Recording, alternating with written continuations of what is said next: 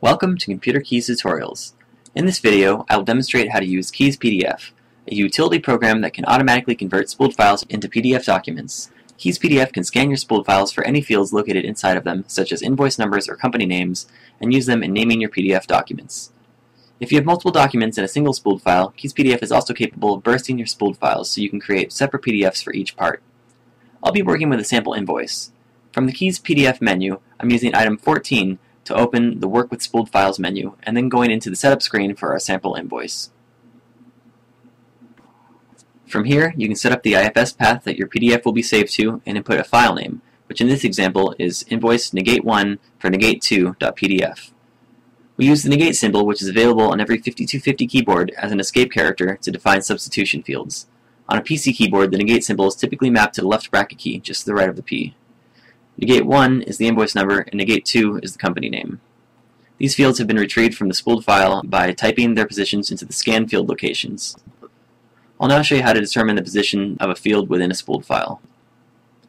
From the KeyesPDF menu, I'm using item 3 to view the output queue, and opening our sample invoice at the bottom of the queue.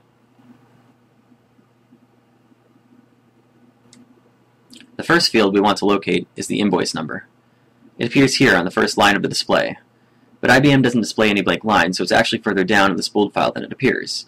We can determine the actual line number of the top line of the display by looking at the top right corner. The first line is line 4. We can see the invoice starts in column 68 and runs for a length of 5 characters long, so I've placed that information into the first scan field. The second field is the company name. It appears to be on line 8, so we type that number into the control parameter and it moves line 8 to the top of the display.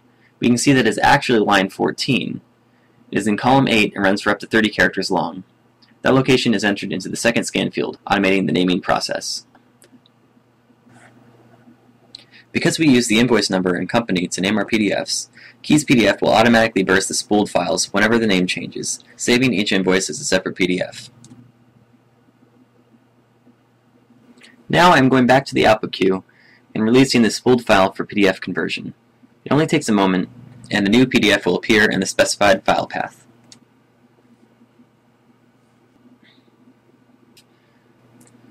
An overlay has been added to the PDF by Keyes Overlay, which has changed the plain text of the spooled file into a professional document which can now be printed or emailed.